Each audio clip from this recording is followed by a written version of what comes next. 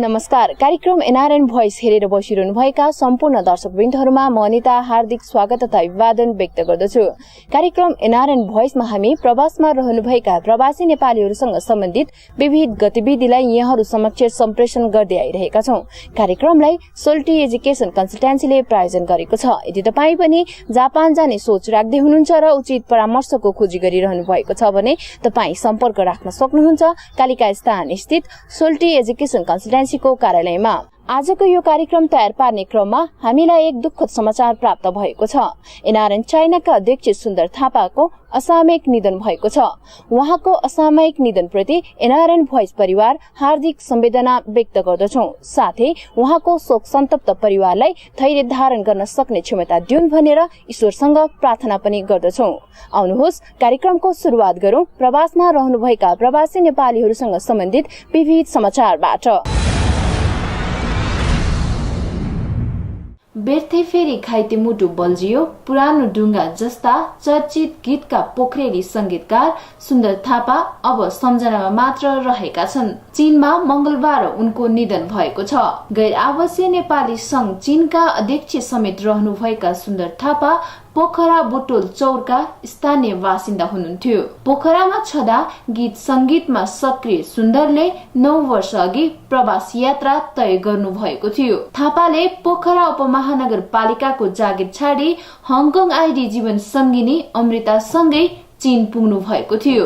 जस्तो नाम उस्तै व्यवहार र आचरण भएका सुन्दर अति नै मिलनसार र मृदुभाषी हुनुहुन्थ्यो। उहाँको कम्पोजमा नेपालका चर्चित गायक कर्णदास, रामकृष्ण ढकाल, एम बराल लगायतले स्वर दिएका छन्। नेपाली चलचित्र कैदीमा संगीत दिनुभएका थापाका नमुना, स्वीकृति, आशय र साधना गरी 4वटा एल्बम समेत निक्लिएका छन्। तिमी रैछौ सारै जाली निर्माया गीत गाएर थुप्रै चर्चा बटुल्न सफल सुन्दर थापाले यो संसारबाट बिदा लिए पनि उहाँले नेपाली सांगीतिक क्षेत्रमा पुर्याउनु भएको योगदान र उहाँका सृजना सधैँ कालजयी रहनेछन्। कार्यक्रम एनआरएन भोइस निर्माण गर्ने क्रममा केही वर्ष अघि हाम्रो भेट उहाँसँग भएको थियो, जस क्रममा उहाँले आफूले रच्नु भएका गीत सुनाउनु भएको थियो। मात्र रहेछ पिपलुको छाया, सामु कुञ्जेल मात्र रहेछ निष्ठुरीको माया, कसो गरी भुल्न सक्छु उसको याद लुटाइदेऊ, उसको माया भएको जति मुटुको भाग छुटाइदेऊ।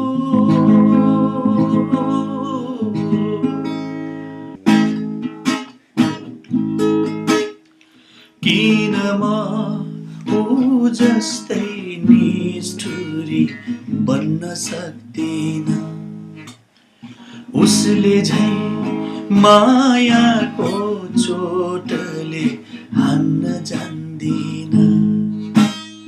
हे दैव मलाई जस्तै उसलाई पनि दुखाइदेऊ, मेरो मुटु जले जस्तै उसको पनि जलाइदेऊ। किन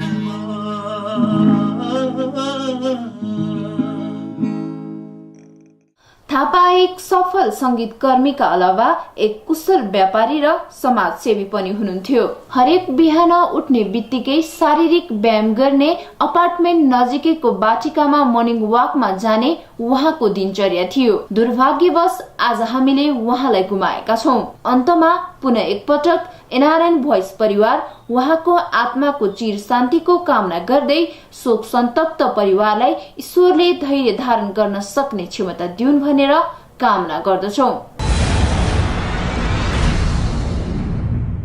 विगत 7 वर्षदेखि जापानी भूमिमा कराते र किक बक्सिङ मार्फत नेपाली झण्डा फहराउँदै आएका नेपाली किक बक्सिङ खेलाडी मोहन महर्जन फेरि एकपटक आफ्नो उपाधि रक्षाका लागि भिड्ने भएका छन्। सन् 2007, 8 र 9 मा जापानव्यापी सिदोकान कराते ग्लोबल टुर्नामेन्टमा च्याम्पियन बनिसकेका मोहन यसपटकको भिडन्तमा पनि आफ्नो पक्षमा पार्नको लागि कडा प्रशिक्षणमा रहेको बताएका छन्। मोहन ड्रागन एकपटक फेरि आफ्नो राष्ट्र नेपालको झण्डा जापानको किक बक्सिङमा फहराउने विश्वासको साथ लागि परेका छन्। किक बक्सिङ सुरु गरेको भर्खर 7 वर्ष मात्र भए पनि मोहनले धेरै जापानी खेलाडीहरूलाई निराश पारिसकेका छन्। योभन्दा पहिलेको च्याम्पियनसिप रक्षाको लागि मार्टियल आर्ट किक बक्सिङ जापान च्याम्पियनमा भिड्दा जापानका लागि नेपाली राजदूत महामहिम मदन कुमार भट्टराई, जापानका प्रतिष्ठित नेपाली व्यवसायी भवन भट्ट, एनआरएनए र विभिन्न सङ्घ संस्थाका प्रतिनिधिहरू लगायत सयौं जापानवासी नेपालीहरू आफ्नो समर्थनमा उर्लिएको र फलस्वरूप आफूमा आत्मविश्वास बढेर उक्त प्रतिस्पर्धा जितेको कुरा मोहनले बताएका छन्। उनका अनुसार यदि उनले यसपटकको यो भिडन्तको नतिजा आफ्नो पक्षमा पारे आउँदो अगस्तमा हुने विश्व च्याम्पियनसिप बेल्टको लागि पनि भिड्न पाउनेछन्। त्यसकारणले पनि यस पटकको भिडन्तले विशेष महत्व राखेको उनी बताउँछन्। जापानमा नेपाली खेलाडीको नाममा रहेको एउटा मात्र professional kick boxing champion belt फेरि नेपालीकै नाममा दर्ता गराएर छाड्ने बताउँदै मोहनले खेल हुने दिन खेलस्थलमा उपस्थित भइदिन सबै नेपाली दाजुभाइलाई अनुरोध गरेका छन्। यही मार्च 23 का दिन सियोल स्थित नेपाल हाउसमा नेपाल आदिवासी जनजाति महासंघ कोरियाको अन्तर्क्रिया कार्यक्रम अध्यक्ष भक्त शेरचनको सभापतित्वमा सम्पन्न भएको छ। विगतका दिनहरूमा जातीय संस्थाहरूले गरेको सांस्कृतिक कार्यक्रममा एक आपसमा सहयोग राम्रोसँग हुन नसकेको समीक्षा गर्दै आगामी दिनहरूमा सम्बन्ध प्रगाढ बनाउँदै हातेमालो गर्ने प्रतिबद्धता महासंघसँग आबद्ध 8वटा जातीय संघ संस्थाहरूले गरेका छन्। कार्यक्रमको अतिथिहरूमा एनसीसी अध्यक्ष लोचन राई, बौद्ध परिवारका अध्यक्ष ईश्वर गुरुङ, लुम्बिनी विकास कोषका कर्मचारी ज्ञानेन राई, एनआरएन एसिया पेसिफिक संयोजक गंगा राई र वुमेन फर वुमनको उपाध्यक्ष मल्लिका थकाली रहेका थिए। दक्षिण कोरियामा हेटौडा काठमाडौँ सुरुङ मार्गको व्यवस्थापक शेयर वितरण आवेदनको व्यवस्थापन गरिरहेको लिङ्क एसिया कम्पनी लिमिटेडले कोरियावासी नेपालीहरूलाई यस परियोजनामा लगानी गर्न आह्वान गरेको छ।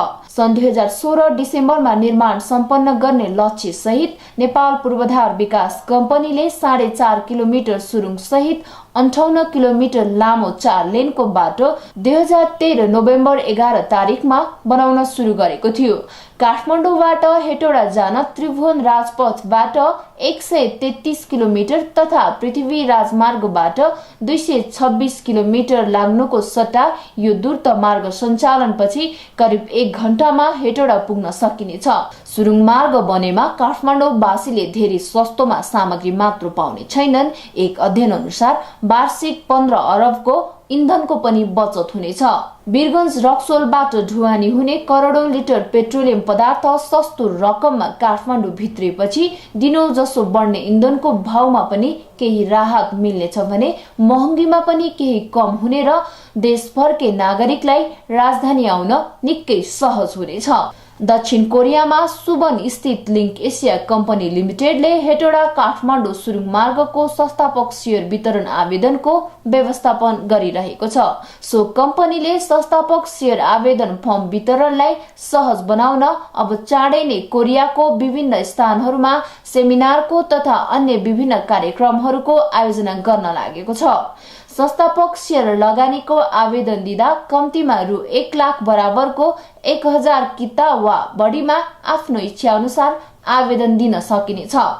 कोरियाको विभिन्न स्थानहरूमा सामूहिक रूपमा नेपालीहरू भेला भएर सम्पर्क गरेमा उक्त स्थानमा गएर यस विषयमा थप जानकारीका साथै आवेदन समेत बुझिलिने व्यवस्था मिलाइएको लिङ्क एसिया कम्पनी लिमिटेडका प्रबन्ध निर्देशक आरपी देवकोटाले बताउनुभयो। देवकोटाले देशको मुहार फेर्न सक्ने तथा आफ्नो भविष्यमा आकर्षक प्रतिफल प्राप्त गर्न सक्ने यो परियोजनामा लगानी गर्न इच्छुक कोरियावासी नेपालीहरूमा आग्रह गरेका छन्। नेपाली क्रिकेट टिमले आम नेपालीको अनुहार उज्यालो पारेको यो घडीमा एक पोखरेली युवा धेरै टाढा रहेर यस्तै प्रयास गरिरहेका छन्। युक्रेन संकटले खबरमा रहेको रुसमा वर्ल्ड डिजे सुपरस्टार च्याम्पियनशिप पनि भइरहेको छ। पोखराको नयाँ बजारका युवा एलेक्स थपलिया पनि त्यसका प्रतिस्पर्धी छन्, जो विश्वभरका 4000 प्रतिस्पर्धीबाट छानिँदै 12औं स्थानसम्म पुग्न सफल भएका छन्। पोखराको नयाँ बजारका युवा एलेक्स थपलिया पनि त्यसका प्रतिस्पर्धी छन्, जो विश्वभरका 4000 प्रतिस्पर्धीबाट छानिँदै 12औं स्थानसम्म पुग्न सफल भएका छन्। विजेताले 1 लाख युरो पाउने यो प्रतियोगिता 1 महिना अघि सुरु भएको हो। फाइनल मेमा हुनेछ।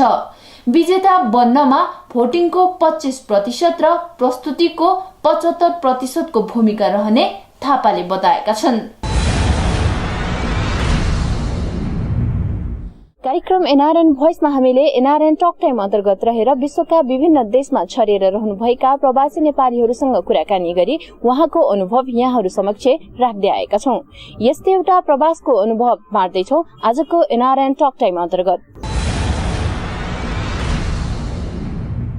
मेरो नाम राजन कुँवर हो। म कुवेतमा लास्ट 15 वर्षदेखि बसिरहेको छु विथ माई फ्यामिली। अरबमा खास त अब धेरै नै दुःख छ, किनभने यहाँबाट जाँदाखेरि तपाईको अब अरबमा भन्न पाएको छैन। तपाईको एउटा कन्सेप्ट के छ भने अरबिकहरूलाई सिर्फ क्लिनर र सिक्युरिटी मात्रै नेपालीलाई उनीहरूले सम्झिन्छ। ठुलो पोजिसनमा भनेपछि उनीहरूको माइन्डमै छैन कि नेपाली पनि ठुलो पोजिसनमा गर्न सक्छ भन्ने। त्यसको एउटा साइड इफेक्ट के पनि म देख्छु भने हाम्रो गभर्नमेन्टको रिलेसन पनि हो, किनभने हाम्रो गभर्नमेन्टको मिडल इस्ट कन्ट्रीहरूसँग त्यति राम्रो स्ट्रङ रिलेसन पनि म देख्दिनँ। नेपाली जो गाउँघरमा बस्ने बिचराहरू उनीहरूलाई केही थाहा हुँदैन, उसलाई डाइरेक्ट इन्डियाबाट चाहिँ लगिरहेछ।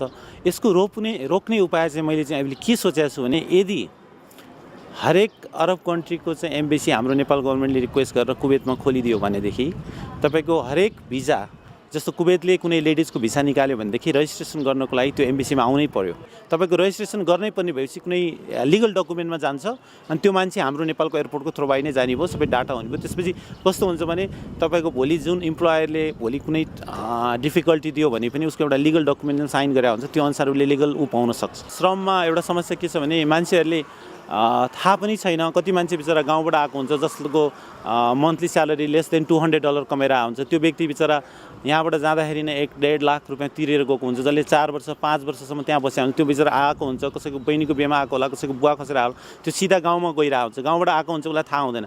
यहाँ ब्रोकरहरूले बिचमा के गरिदिन्छ, यहाँ बिमाको पैसा तिर्नुपर्छ भनिदिन्छ, उसलाई चाहिँ यहाँ 1000 को बिमा छ भन्दै उसलाई 5000 लिने गरिदिन्छ।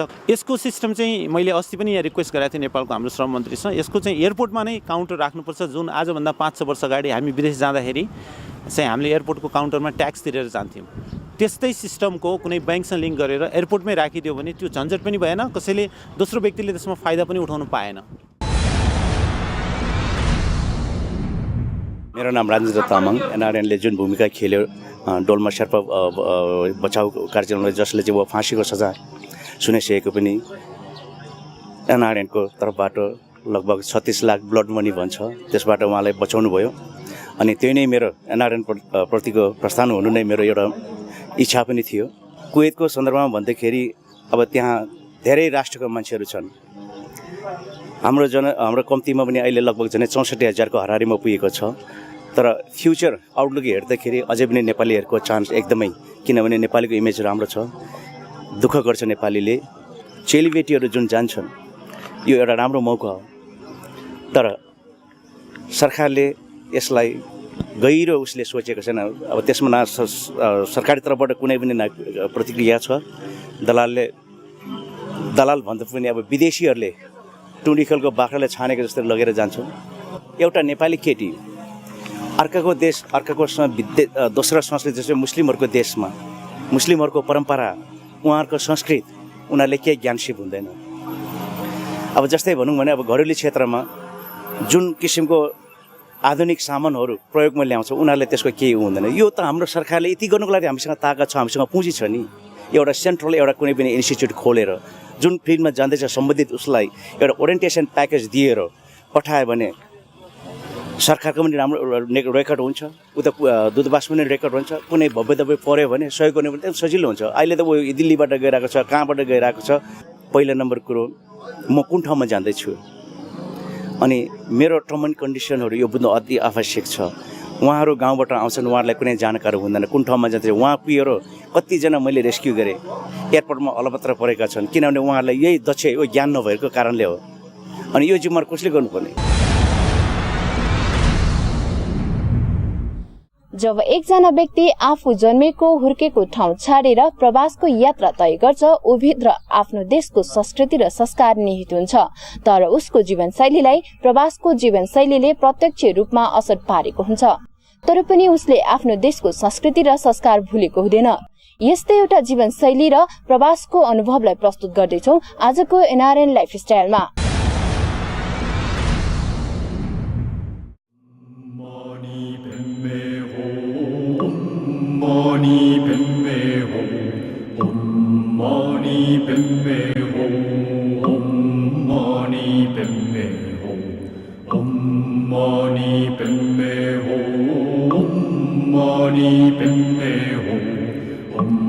आफ्नो मातृभूमि नेपाल देशको परिचय गराउँदा मित्र राष्ट्र जापानमा आफूलाई पढाउने शिक्षकले नेपालप्रति बुझेको गलत वास्तविकता आफू समक्ष प्रस्तुत हुँदा आफ्नो जापान बसाइमा जापानीहरूलाई जसरी भए पनि नेपाल चिनाउनु पर्छ भन्ने उद्देश्य लिएर 11 वर्षदेखि जापान बस्दै आएका हरिराज ढकालले जापानमा खोलेको DNT नेपालको प्राङ्गण हो। यो DNT नेपाल भनेको दसैँ तिहार हो अनि यसमा सबैले खुसियालीसँग चाहिँ हाम्रो नेपालको ह्यान्डिक्राफ्टलाई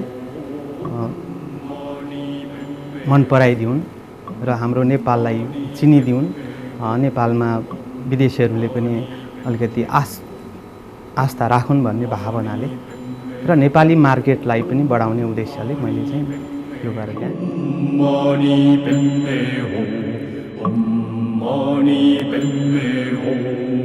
नेपाली हस्तकलाका सामानहरू, नेपालका विभिन्न जनजातिले प्रयोग गर्ने वेशभूषाका सामग्रीहरू, आध्यात्मिक सामग्रीहरू समग्रमा भन्ने हो भने नेपाली हस्तकलाबाट नेपाललाई चिनाउने सम्पूर्ण सामग्रीहरूलाई यस DNT नेपालमा संग्रहित गरिएको हामीले पायौं।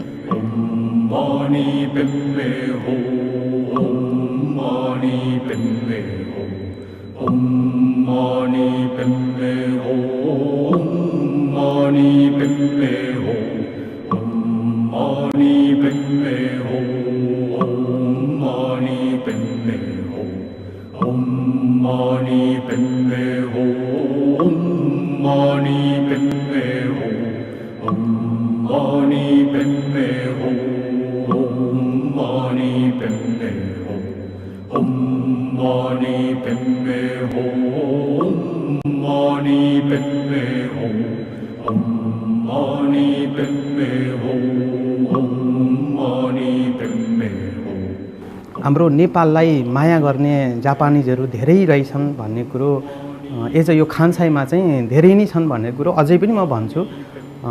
एज अ होल जापानमा सबैभन्दा बढी नेपाललाई माया गर्ने व्यक्तिहरू जस्तो हाम्रो क्योतो, नारा अनि यो ओसाका, मेन त क्योतो नाराको जुन जापानिजहरू हुनुहुन्छ उहाँले अति नै माया गर्नुहुन्छ। नेपाली हस्तकलाको माध्यमबाट नेपाललाई चिनाउन र नेपाली हस्तकलाको बजार विस्तार र प्रवर्धन गर्न अवसर, चुनौती र सफलताको खोजी गर्दै आफ्नो व्यावसायिक जीवनलाई अगाडि बढाइरहेका छन् हरिराज ढकालले। व्यावसायिक जीवनको पूर्ण सफलताको कामना छ। असामयिक निधन हुनुभएका एनआरएन चाइनाका अध्यक्ष सुन्दर थापा एक संगीत प्रेमी र कुशल व्यापारी हुनुहुन्थ्यो। उहाँले सृजना गर्नुभएका गीतहरू नेपाली सांगीतिक आकाशमा निकै चर्चित छन्। कर्णदासले गाउनु भएको पुरानो डुङ्गा बोलको गीत पनि उहाँकै सृजनाभित्र पर्दछ। आजको कार्यक्रम उहाँप्रति नै डेडिकेट गर्दै उहाँले गाउनु भएको गीत प्रस्तुत गर्दैछौं।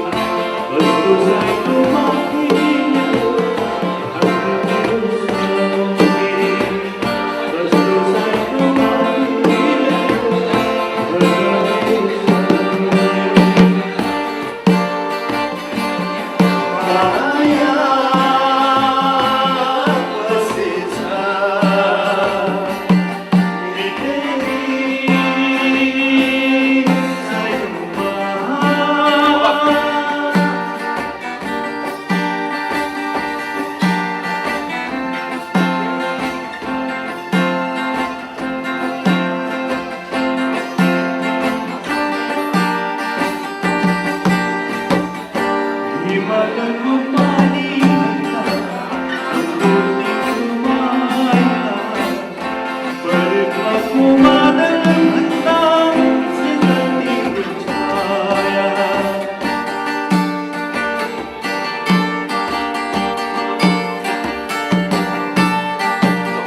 हिमालको पानी भन्दा ज्योतिको माया बर्खाको बादल भन्दा सिँदीको छाया त्यसै नै हो कि तिम्रो कस्तो सानो बाँधियो भन मेरो सानोले कस्तो सानो बाँधि ल्यायो भन मेरो सानोले माया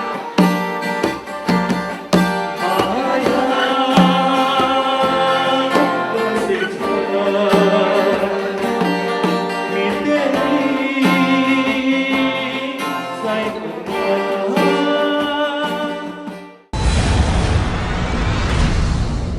आजको यो कार्यक्रम यहाँहरूलाई कस्तो लाग्यो? कार्यक्रमप्रति कुनै सल्लाह सुझाव तथा प्रतिक्रिया छन् र प्रवासमा रहनुभएका प्रवासी नेपालीहरूसँग सम्बन्धित कुनै सूचना तथा समाचार छन् भने हामी यस ठेगानामा अपेक्षा गर्छौं।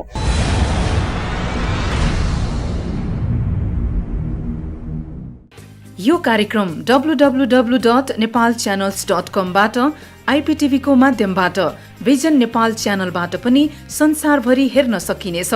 साथै रेकर्डेड कार्यक्रमहरू www.videochautari.com मा जुनसुकै बेलामा पनि हेर्न सक्नुहुनेछ।